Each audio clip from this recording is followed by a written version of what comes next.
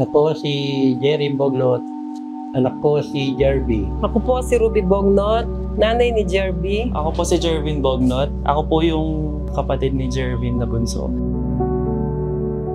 Naalala ko pa nung minsan pag bakasyon ni Jerby sa pag-aaral, sumasama sa akin sa pagtatrabaho.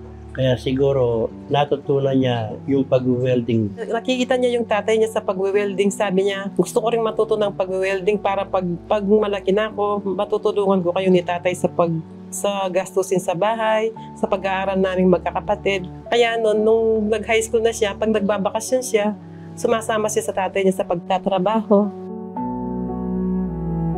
5 yung mga anak ko.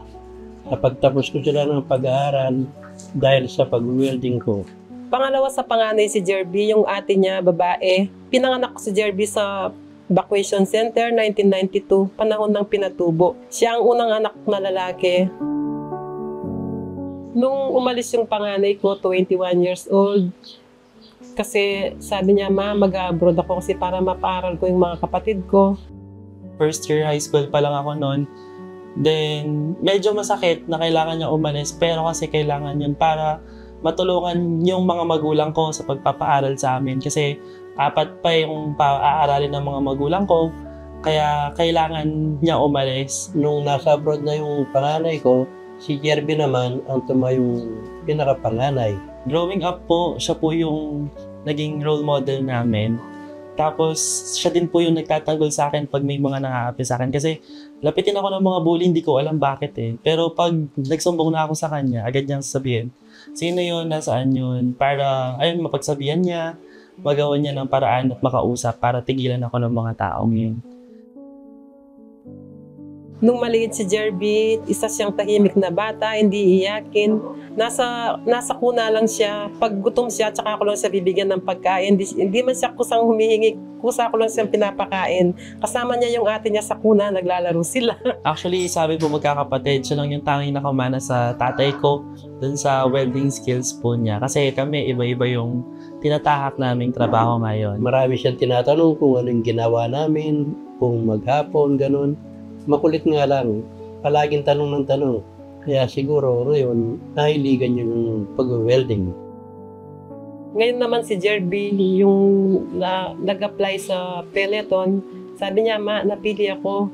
Sabi ko, anak, salamat sa Diyos.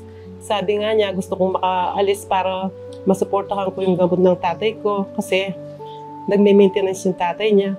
At saka sabi niya, para sa kinabukasan ko, kinabukasan nating lahat. Masaya po ako sa kanya kasi natutupad niya po unti-unti yung mga pangarap niya na noon ay iniisip niya lang din po. Natupad yung dasal ko na sana matuloy siya sa pag-abroad niya.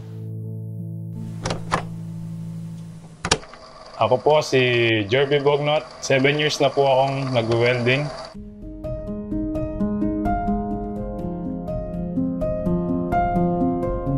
Hindi ko talaga lubos na maisip na maseselect ako kay Peloton for trade test.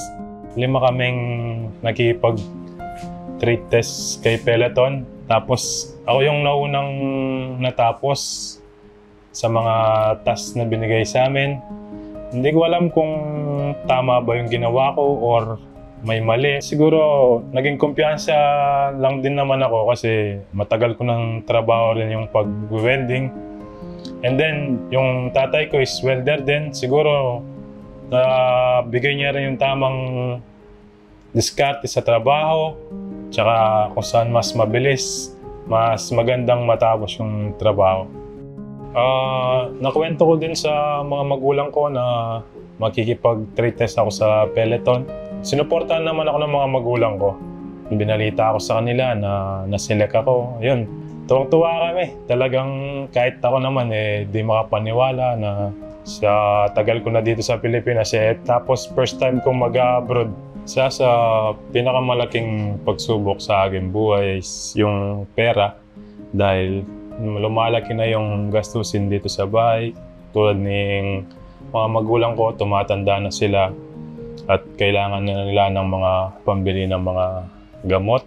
Kaya mas pinili kong mag-abroad. Yun, pagkatapos ng trade test, service pa rin kami ni Peloton, pauwi, papuntang hotel. And then, mga 1 week ata, bago, or 6 days lang ata yun.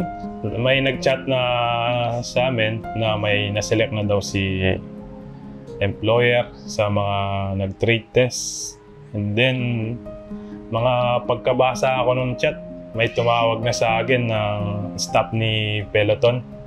At yun nga, magandang balita, isa daw ako sa napili ni employer na magpapatuloy para dun sa papuntang Australia. And then, pinabalik na pala ako para pagpatuloy yung technical skill assessment para sa Australia. Tapos yun, napasa ko rin naman yun. Pagkatapos ng balita na yun, napasa ko yung mga technical skill assessment. Medyo may time na nagmumuni ako, na tinitignan ko yung mga magulang ko na maiiwan ko na sila dito sa Pinas. Medyo nakakalungkot din na excited. Pero siyempre, para sa amin naman to, sa pamilya namin. Alam ko naman po na sa mga kapatid ko, aalagaan nila yung mga magulang ko at saka yung mga sarili po nila. Sa mga gusto pong mag-try na makapunta sa Australia, nandito po si Peloton, handang tumulong po sa inyo. I-visit nyo yung Facebook ni Peloton Work Ready tsaka mga ibang social media niya. At totoo po na si Peloton ay no placement fee at ni Cinco wala po kayong babayaran doon. Ako, si Jerby, isang welder, kaya Peloton Work Ready, handa na akong i-transform mo ang aking buhay.